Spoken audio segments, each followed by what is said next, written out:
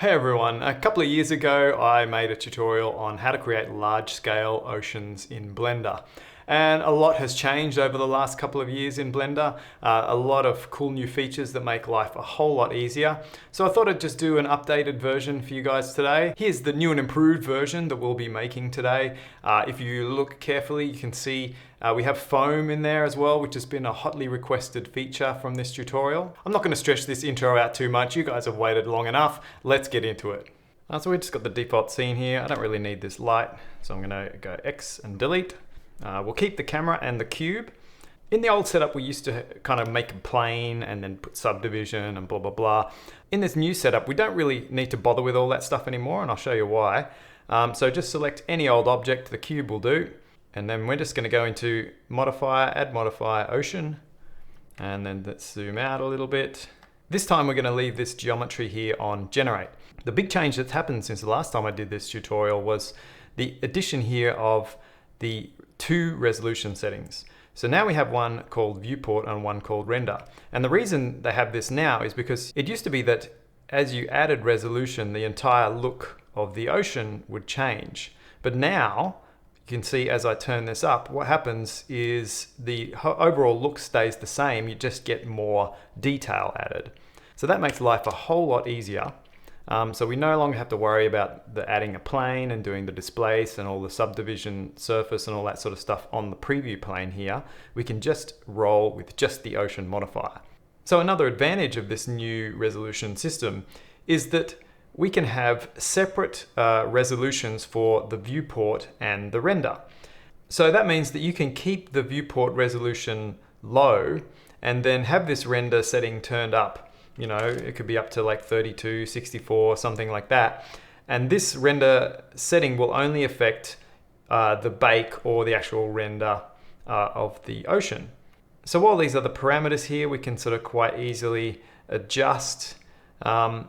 You know, and the animation we can see kind of in real time, but then when we bake, we get the higher res version, which takes a lot longer to generate. So I'm going to do a little bit of scene management here first. I'm just going to get this first like initial plane here. I'm going to rename it with F2 and call it Ocean Swell. Here where it says View Layer, I'm going to rename this to Render. And then with the Ocean Swell object selected, I'm going to push M, create a new collection and call this Ocean Bake and hit enter. So now we have the cameras just in the standard collection. We have Ocean Bake collection with Ocean Swell object underneath it. One thing also would be good to do is just right click and go Shade Smooth. And before we start tinkering with the settings here, another thing it's probably a good idea to do is kind of add a reference object for size, right? Because you've got a bunch of numbers here, you know, size, spatial size, all this kind of stuff that are kind of in meters. But to get a real kind of reference of how big that is, let's put something in there that's kind of a real world scale. Now, if you have a boat object that's modeled into real world scale, please feel free to drop that in here. But I'm just going to use a cube, so Shift A, add a cube, and just kind of make it sort of like, I know nothing about boats, so this is going to be like, I just looked up some measurements like of a 30-foot boat. So I think 30 foot means 30 feet long, which is about 10 meters. So let's say along the y-axis, the green one here, let's call that 10 meters long. And then we can kind of adjust the rest of these to be sort of boat-like measurements. So let's just call it like 4 by 3. And then just G and Z, and let's just move it up on the Z axis a bit so it kind of just sits a little bit in the ocean like so. And by the way, this panel on the right here, you just use N to show and hide that. Now, because we're using this one little patch of ocean, we're going to end up with tiling because we're just going to tile it over the surface of the ocean to kind of get the, you know, the ocean sort of stretching out to the horizon. So the trick is we've got to try and break up this tiling. In the previous tutorial, I showed you a technique where you kind of just use a noise to mask out a couple of different versions of the same ocean. But in this one, what we're going to do is we're going to layer it on top of each other. So we're going to start with an overall swell layer, and then we're going to layer on top the kind of detailed waves. So we're going to start off the resolution for this one. I'm going to put it to 32. Viewport we can keep at, I don't know, like 12 or something will probably be fine. If that's too slow for your machine, When you hit play later on, you can turn that down. There's not a lot of detail in this pass. We're going to set this spatial size up to 300. And see, this is where our size reference really comes into play. So we can sort of see a bit better, you know, how big of a patch of ocean we're looking at here versus kind of a standard sort of boat size. Now for this, we want to just get like big old sort of rolling swell. So I found good setting for that is if you open up the wave section here, we're going to set the wind velocity down to 8.3. And basically wind velocity, I mean, it's a lot easier to adjust now. You can see what's going on. Might even just turn this resolution up a little bit more. But you see, as you turn the velocity up, the waves kind of get smoothed off, right? But then as you turn them down, they kind of get a bit more kind of spiky. This also works with this alignment factor. So for swell, we want it to be fairly aligned. Aligned just means like, as you can see, as you add it in, you get a lot more kind of directionness, I suppose. It's not really a word, but if I turn up the scale here so we can see it a bit more, you can see the waves kind of go from a bit sort of directionless into this more sort of directional style of wave. And that's exactly what we want for a swell. So I found you don't want to go full to 1 because it looks a bit too robotic, but we might just set this down to sort of 0.4, around something like that. Now to get a better idea of what this is doing as well, let's take the opportunity now to animate the time. Now, unfortunately, you can't put a driver in here. If you've been using Blender for a while, you might know what drivers are.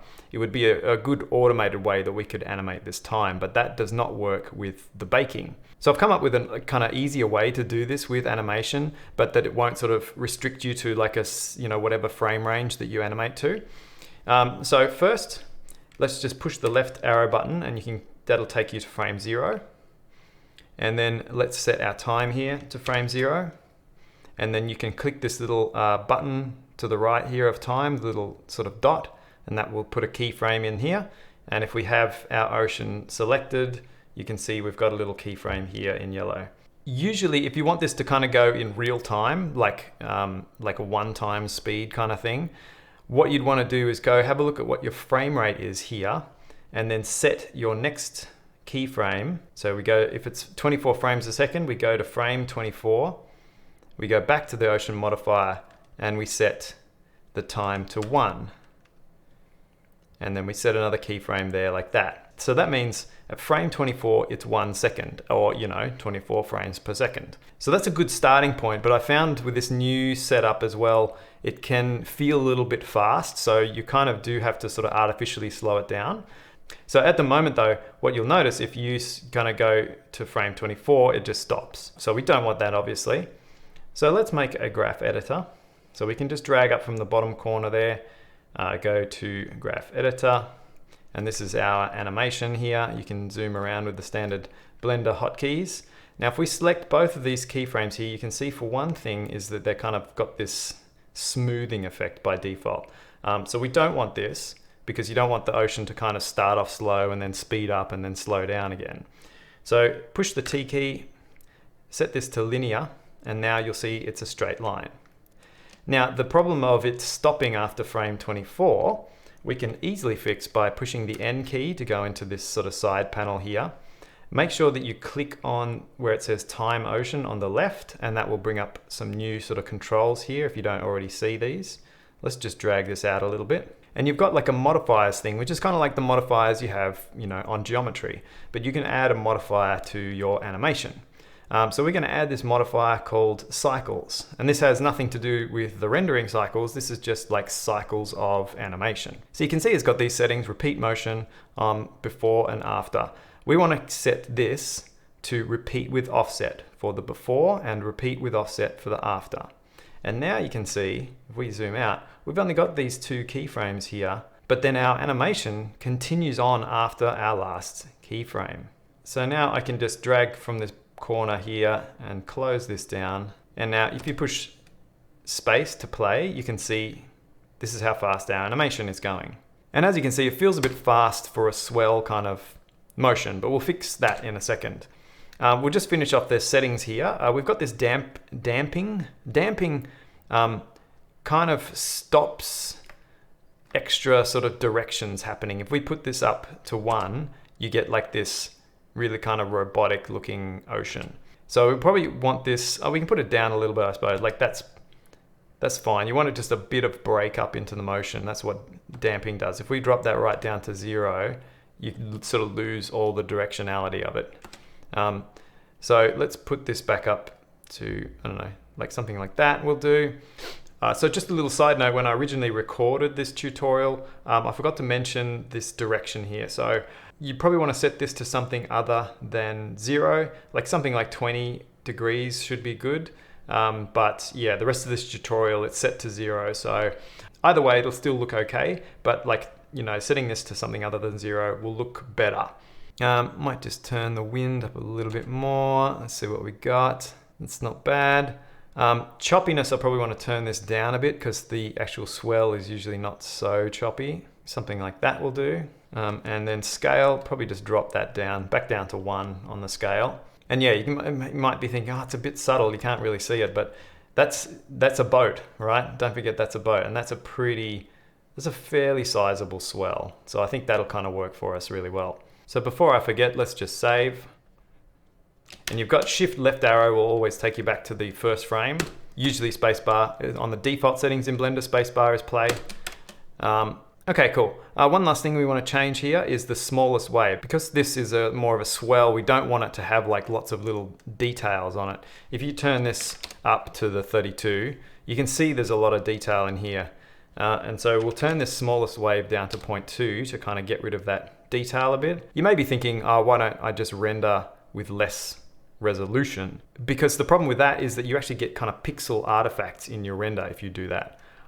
It's a bit of a pain, unfortunately, but I generally find probably 32 is a good sort of minimum. You might want to go a little bit less, depends on how close or far you're going to get from your ocean. Let's just turn our viewport back down to 12. And so that's how our swell is looking. And it's pretty good. And now that we've got all the settings working nicely, let's do that final tweak with the speed that I was talking about before. So what you can do with the ocean swell object selected, you'll see these 2 keyframes down in the bottom here that we created earlier. If you want to speed things up, you need to drag this keyframe closer to 0. Or if you want to slow things down like we do, you need to drag it away from 0. And so because I'd say looking at this, we probably want to just halve the speed of it. And so we're taking, you know, basically this keyframe here is on frame 24. We pull it up to somewhere like frame 50, and then that'll halve the speed of it, as you can see. Now let's do our first bake. You probably don't want to bake the full 250 frames by default. Let's make this 150. And then we can open up this bake thing here. Make sure that the bake end here is also whatever, 150. And then you're going to find, you want to make a folder somewhere on your drive because you're going to have 2 of these ocean setups. So make a folder somewhere, and we'll call this one Ocean Swell after the name of the object. And then select that folder, go accept, hit Control S to save again because this can stuff up sometimes. It's a render after all. It can take a long time because we're doing pretty high resolution. So then hit Bake Ocean to bake it out. Okay, now that that first bake is done, let's work on the second layer of ocean that we're going to add on top. To do that, let's just Shift D and duplicate our ocean swell, push Escape to drop it back where it was. We'll need to go into our little filters menu here for the outliner and turn on the viewport filter. What I found is even if the visibility is off for this one, but the viewport flag is still on, it'll still calculate this ocean swell even though we can't see it. So we just want to, I'll just drag across all of them to turn them all off just to be safe. Click the new one that we just made, and we're going to call this Ocean Detail. So this one is going to be like all of the small little detailed waves that we're going to have over the whole ocean. So we want to set our spatial size here to 100. Now, if we zoom in here, we're going to set this smallest wave down to 0 because we don't want to cull out any detail at all.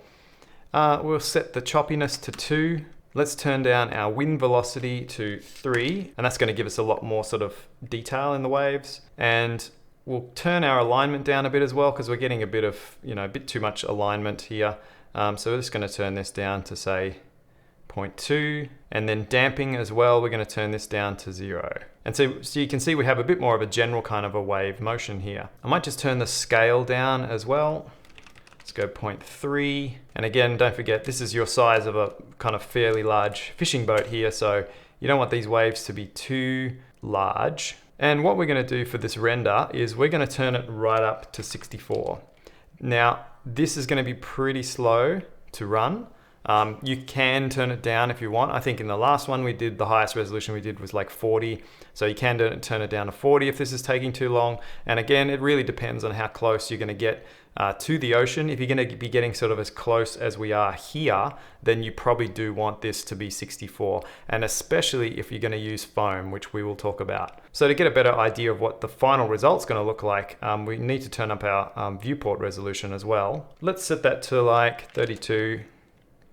Yeah, so you can start to see as I press play now, it's pretty slow. What you got to be careful of is as you turn up the resolution as well, if you've got your choppiness up fairly high, you can get these kind of overlap sort of shapes here. So it is always good, because it's a long bake, check it at full resolution, and this will take a little while to generate.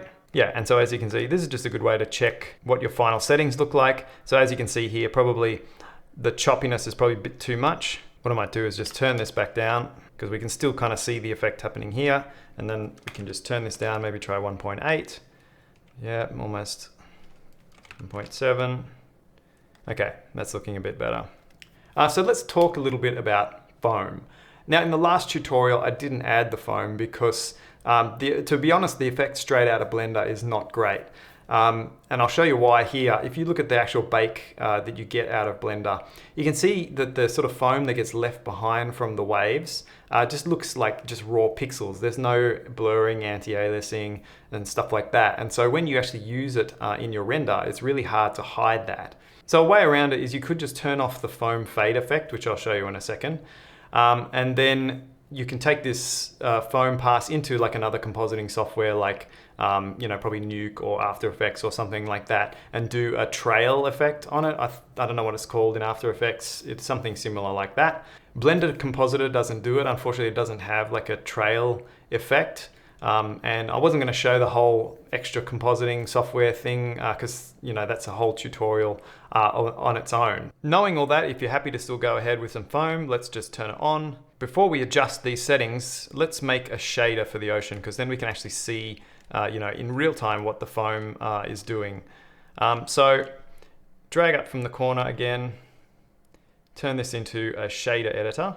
Hopefully, if you've used the default cube, you should have a material here.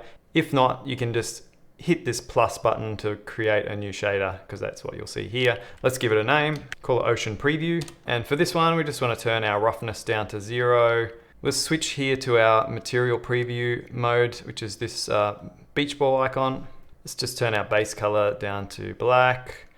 This is just a preview shader. This HDR here, this kind of second from the end, is a pretty good one for viewing the ocean. It's got a nice kind of sky in it. Cool, so that's looking pretty oceany. So then to see the foam, what we need to do is go Shift A. I usually just use this search function, and I usually actually assign a shortcut, which you can just do with the right click menu, because I find that a lot easier. Let's try assign a shortcut. We'll do Control Shift A, and so then you can just type in attribute is the node we're after, or if you want to find it from the menu, I can't remember where anything is in the menu anymore because I use the search. Input, yes, input attribute. Okay, drop that down. And you'll see here we have this name here. And if you roll out the foam here, you've got this option here called data layer. And so this is your name that you want to look for. So let's just type foam in there. And then we put the same name in here, foam. And then we can take, I think either the color or the factor will work. Let's try color.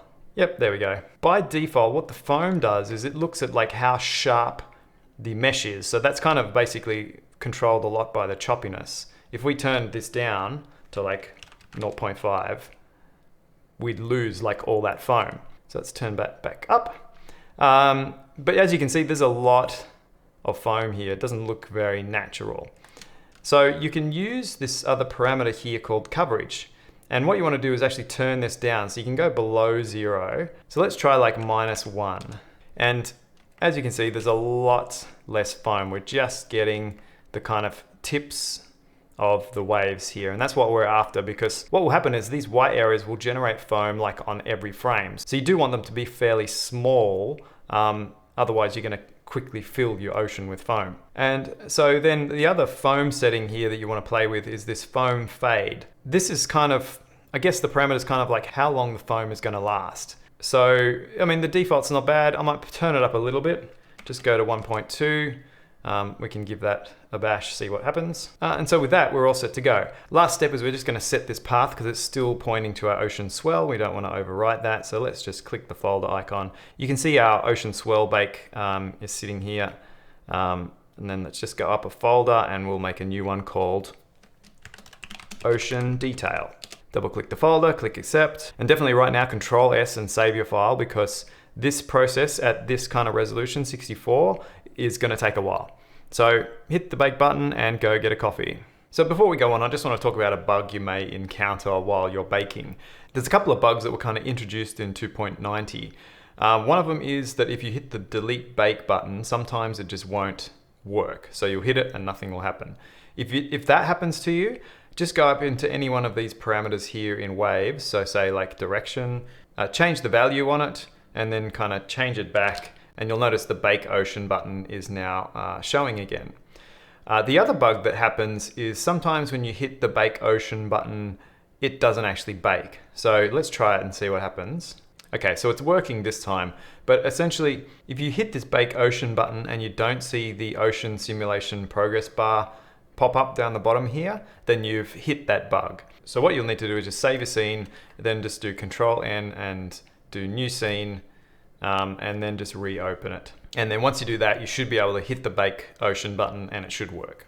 Okay, now let's get into some rendering. You'll remember at the beginning of the video, we renamed the view layer up here to render. That's because we're going to use this as our kind of rendering layer, and we're going to move all of this ocean generation stuff into its own layer. So it's easy to kind of switch back and forth between the two. So to make a new layer, you hit this little paper icon here, just go new, and let's call this one generate.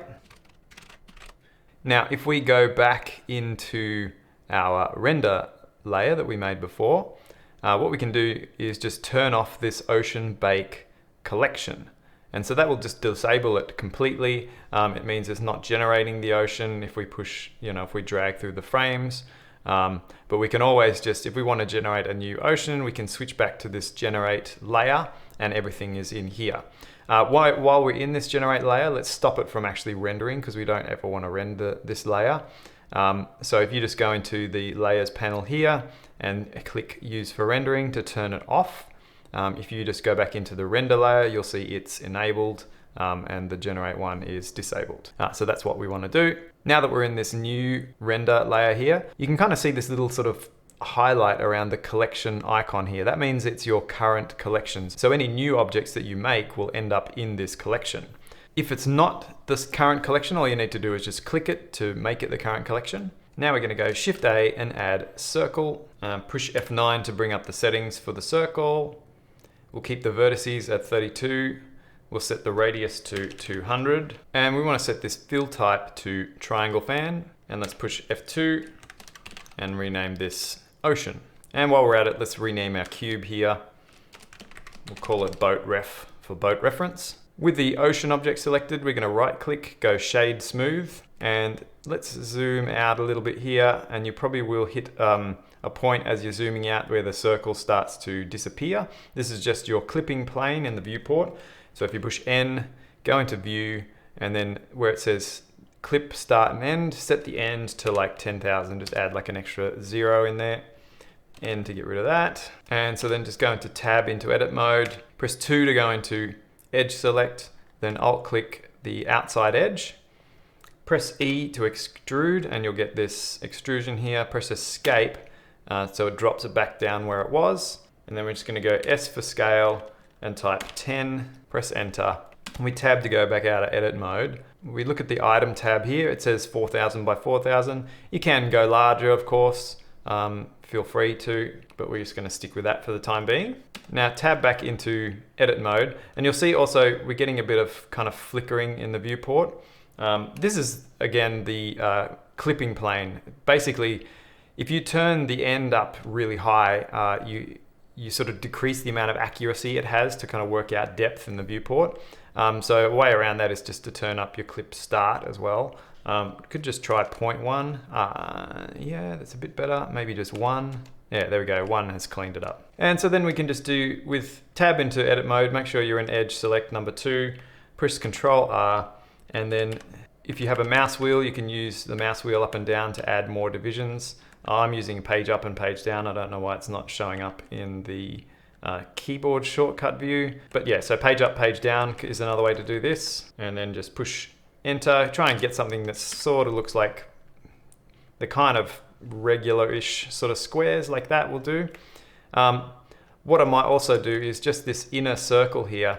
I might actually make it just a bit smaller. So you can alt-click that edge to select just that ring here. Scale it down a bit more, like with the S key, and then Control R again and add a couple more divisions in here, like so. Because the triangles in here can render a little bit differently to the squares in the rest of the disk, so that's just a little warning. Just keep that in mind. Okay, so let's tab to go back out of edit mode. So we'll go Shift A and add an empty plane axis. F2 to rename this and call it texture placement. I did this in the last tutorial and then I forgot to show you guys what it does. So this time we will actually use it. While we've got it selected, let's just turn the size of it up. Don't scale it. You don't want to scale it for this. You just want to turn the size up because this is just a display thing here. So let's make it like 30 because we're going to want to sort of select it easier later. And let's go into our render settings. We're going to switch our render engine to cycles. Use GPU if you've got a decent GPU. Set your feature set to experimental, and then that will enable these subdivision settings here. We can turn this dicing rate up to like 2. I might turn the viewport down a bit to 4. These are just quality settings. So the lower the number here, the higher the quality. We need it fairly high quality for the render. The viewport, we need it a bit better quality than the default, so we'll just run with that. This off-screen scale, you want to turn that up to like 10. That just means that there's, outside of the camera's view, there's less detail. Because when you're rendering it, you don't need the full detail outside of, what the camera can see, but you still need something there for the reflections and so on. Max subdivisions, we can leave this, well, you can leave it at 12. I might just turn it up to 16. This is just like a sort of a safety cap on the amount of subdivisions that it can do. But yeah, anything from 12 to 16 should be good for that. And then select the ocean object again, and we're gonna add a couple of subdivision modifiers. We'll just go 1. You can leave this on the default. This is just to kind of help add a bit more detail into the mesh. Before it gets subdivided for the render again, which is the second subdivision surface that we add. And then we're going to turn this onto adaptive. And you can see here, final resolution 2, viewport 4, like what we set before. Let's do a quick save. In the last tutorial, I supplied a custom HDRI for you guys to use for the sky and the lighting and so on. I'll put a link to that in the comments again for this tutorial. And so you can use that if you like.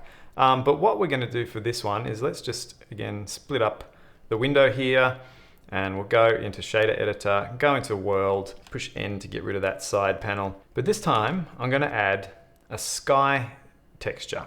So if you go texture, sky texture, drop that in here, hook the color into the background, and we'll just leave that as is for the time being. We'll come back and tweak these, but this sky texture actually generates like a pretty nice sky setup. So leave it on Nishita.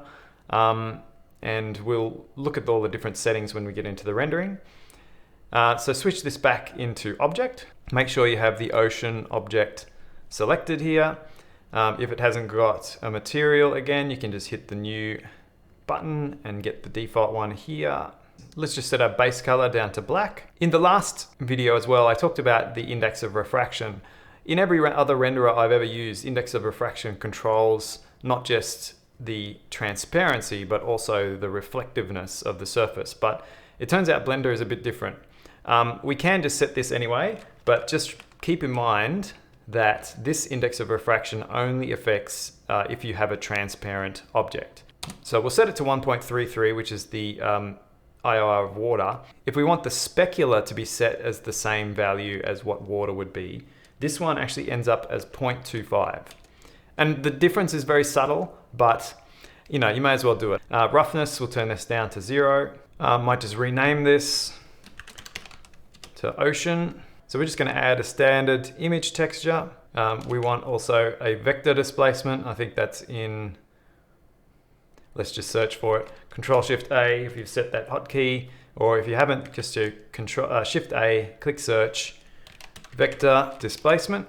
Drop that down over here because it's going to plug into that. With our image texture selected, let's do Control-T to create these two mapping nodes. If Control-T doesn't work for you, you need to enable the Node Wrangler add-on. I use it in all my videos, so just go and enable it. It makes life a whole lot easier. In this mapping node here, we want to set this to texture. We're going to connect the object into the vector. This object here, we want it to be this texture placement object. And because this is our swell, we want to set the scale to the same size as we set as our spatial size in the ocean modifier. So for the swell, that was 300. You can just set them all to 300. And so for the location, you do minus half of that scale. So minus 150. You just need to do it in X and Y. And then in the image texture, let's click open. And then you just need to go and find the ocean swell bake that you generated. And here it is, all of these guys. They're just called DISP. So press A to select them all, select open image, and you should see, it should to say frames 150 here. And then let's hook that into the displacement. So for the displacement, we want to set this to world space. And then what we need to do, little trick. So you need to switch some of the channels of the displacement. You do that with a separate RGB and a combine RGB. So color goes into here, red into red, green into blue, and blue into green. So we're just swapping the blue and green channels. And then that goes into our vector on the displacement. And then that displacement goes into displacement here on the material output. Now let's just give that a little save because we're about to do a render. But one thing before we do the render is make sure the ocean object is selected. Go into the shader settings here, scroll all the way down until you see the settings here, roll that out, and you'll see here where it says displacement. You want to set this to, I mean, displacement only is the best quality, but also the slowest. Displacement and bump is kind of an in-between. I'm going to set this to displacement only, and we can test it later, see what happens. I mean, if you can render displacement only, try it, and then switch it to displacement and bump, and see if there's a difference, you know, in time or in look. And let's get our camera set up. I usually use this menu, which is on this tilde / backtick / whatever key, to change my views. So you just use that guy, and then you can pick view camera, and then you want to go press N, lock camera to view in the view setting. And then you can drag this out, and we can just kind of, you know, frame up our boat like so. And then just make sure to turn this lock camera back off again. Otherwise, if you try and navigate out of the camera view, you'll actually end up moving the camera. And let's switch this to rendered mode and see what we get. So Z brings up this cool little menu, and you just go up here to rendered. Okay, good start. You'll see the ocean doesn't seem to go very far. This is, again, that clipping problem. We have the same problem in the camera as we do in the viewport. It's set ridiculously low here. So again, you can turn this up to like 10,000 just to make sure you get like the entire ocean. And I might just adjust the camera again, just tilt this up a bit. I might just rotate it over to this direction here because I'm trying to see if we can see the tiling, and I'll actually pull back a little bit. One thing to know is if you start adjusting this camera, because the displacement gets calculated on the camera view, you need to kind of switch out to solid mode and then back into rendered mode to actually get it to recalculate the camera view here. So you can see there's kind of a little bit of tiling, I guess that might be tiling there, but still looks pretty good. Like, that's not terrible. Now, texture placement. Remember this guy? Basically, you can use this to move the position and scale of the whole ocean texture, like separate to the actual object. So that means, say for instance, we've zoomed back out here and we're like, oh, you know what, the disk is a bit too small now because we're kind of seeing this curvature. You can actually just scale the disk up. And if I let go, you'll see the ocean didn't change. So that's one advantage, right? So you don't have to worry about the scale of the object also affecting the look of the ocean because it's locked to this texture placement object, not the ocean object. So it's looking cool, but it needs more detail obviously. So that's where our other displacement map comes in. So to add the second ocean bake that we did, let's make this big. I'm gonna select all three of these, Shift D to duplicate, and we can just drag them down here.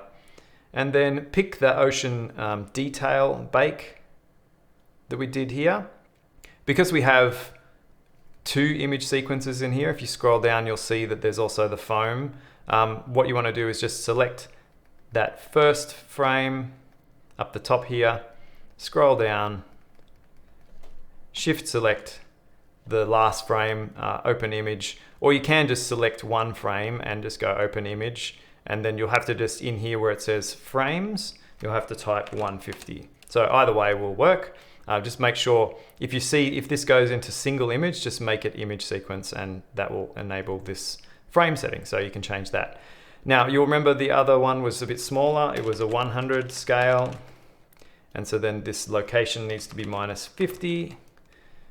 We keep it tied to this texture object. You can just use the same node here if you like, and then delete this guy. And so you always know they're both using the same object. So after that, what we're going to want is a mix RGB, and we're going to take our swell and our detail, and in fact, let's name them. Same key, the F2 key, rename. So you just select the node F2, and this is detail. You don't have to go and name everything in your node network, but just stuff that's not maybe too obvious what it is. It's good to just get in there and name it, because this just says disp and this says disp. Who knows which one's which.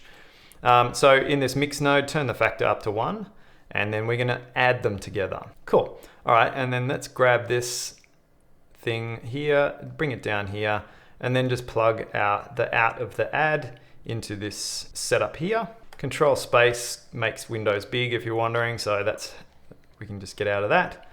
Do another save, and let's switch into rendered mode and see what happens. Now, looking at the render here, you can see looks like some kind of render errors going on here, all this kind of black stuff.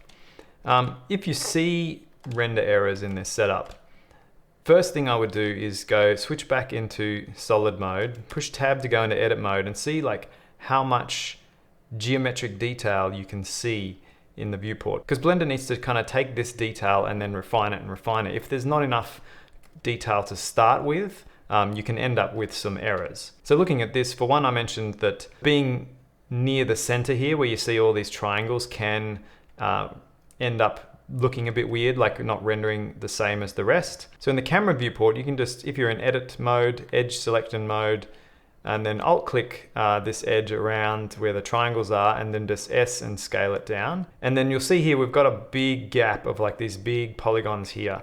So if we just Control R, add a bunch of divisions here, and you might need to do this in stages. So, this looks like a good amount of divisions for the back here. And then we just do Control R again, add a couple more as we get closer to the area that we're sort of focusing on. And now if we switch to rendered view, and let's just tab out of edit mode, and all the blackness has gone away. Okay, let's animate the camera. I tried to come up with some new camera move from the last time, but the old one was pretty good. So let's just do that again. What I might do first is just in the camera settings, go to, viewport display, set this size up to 50 so you can see it a bit better. It just makes things a bit easier with the scene scale that we're working with. Alt G to reset the transform, Alt R to reset the rotation. There it is under the ocean there. Let's go RX90, GZ and move it up a little bit. So I might just do some viewport splitting here. Let's split the bottom up here. Going to turn this into a graph editor, and then I'm just going to split these two here. Might push T to get rid of that toolbar. And then this one is just going to be our camera view like so. We can turn off this navigation. We can also switch this into material preview mode. And so in here, let's do GY, move that back a bit, something like so. Might get it a bit, GZ, get it a bit closer to the ocean. And this is where this material preview comes in handy because it makes it a bit easier to see how close you are to the ocean. And we're going to go RX, rotate this down like so. If we look in the side view, let's do it a bit more. Push I and set location and rotation keyframe at frame 1 here. And then go to your last frame, GY, let's move it along, something like so. And then RX and rotate that up to about so far. So the ocean uses up about 2/3 of the view. You can hold down shift to kind of slow down that rotation as well. So just drop that in like so, press I, location, rotation. So you can hit spacebar to play, and we can see, well, for one, you can see it's sort of speeding up and slowing down. So let's fix that. You want to just, with your pointer over the graph editor, push A to select everything, T, and then go linear, and that will just make sure that our animation is linear. So no speeding up and slowing down. So we got, the only animation we're using here is Y location and X rotation. So we can turn the others off with the eyeballs, and let's just pick the Y location, push home, and then you can sort of see our path here. I think it might be going a bit fast, but actually, you know what, let's do the rotation first. Again, push home. We might have to sort of scale that like so. And we want to just grab this keyframe and push GX to kind of move it over to the left. So it sort of finishes rotating about halfway through the animation. And in fact, these two keyframes, just select those two, push T, and we're going to switch these back to Bezier. Select this bottom keyframe here, rotate that up like so. So it'll smoothly move up to the final rotation like so. And just like last time, I might do a little bit of a kind of overshoot animation. So go to about sort of halfway between this keyframe and the last animation. You can push I and just hit rotation to get another keyframe, and then just do GY and kind of move this. Well, actually what we might do is select this keyframe, go GY and move it up a bit so that it kind of, well, not that much. Just make it very, very subtle. So something like that looks good. Another tip is if you want to kind of slow down the speed that the camera is traveling, just pick your Y location here. I think I'm just going to grab this last keyframe here and I'll bring it down a bit. So something like this kind of speed, I think, looks pretty good. Let's do a save. Now go to the end position here, change your graph editor into a shader editor, and then switch it to the world. And we're gonna do a little bit of adjustment on this sky just to kind of position our sun nicely.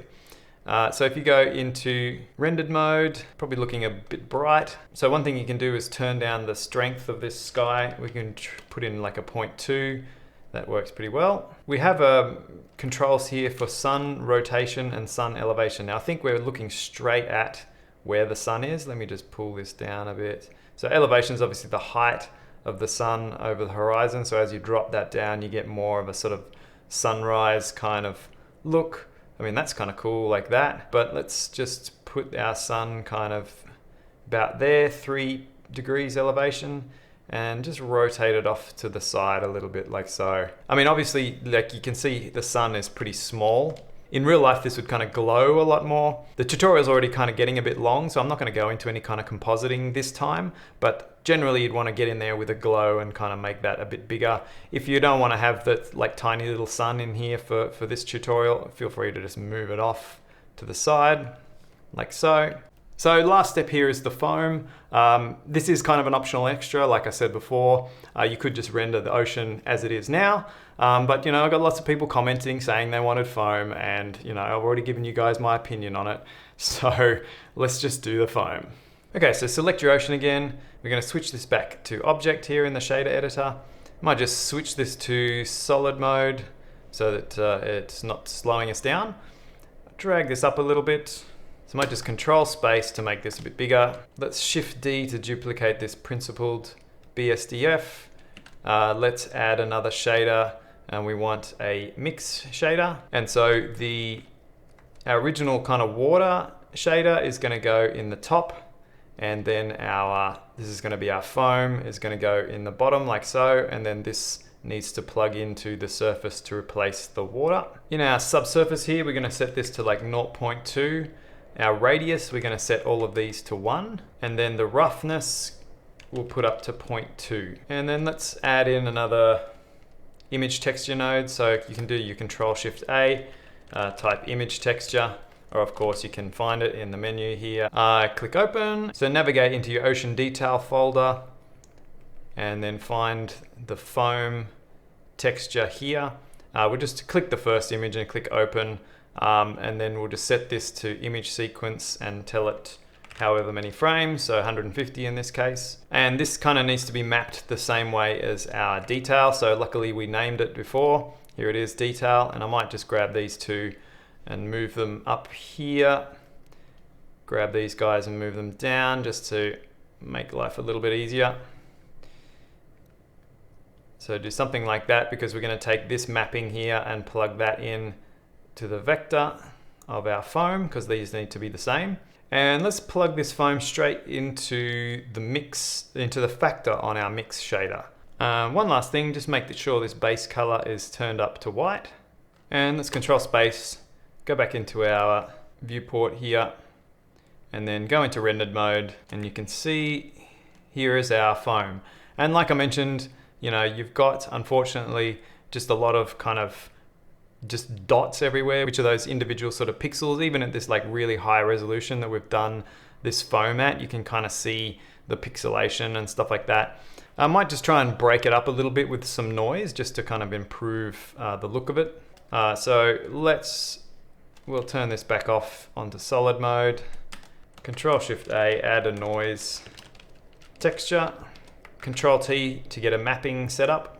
And Control Shift, click the noise texture, and we'll get a preview of that noise. So we'll go back to rendered mode. And in fact, what you could do is just go into material preview mode instead. So this will show up our texture. The scale, because this is based on the entire size of the ocean, we want to turn this right up to like 50,000. And so you get a nice kind of very small sort of noise like so. I might just give it a bit more detail, turn this up to 4. And control space again. Let's just pull all this out of the way.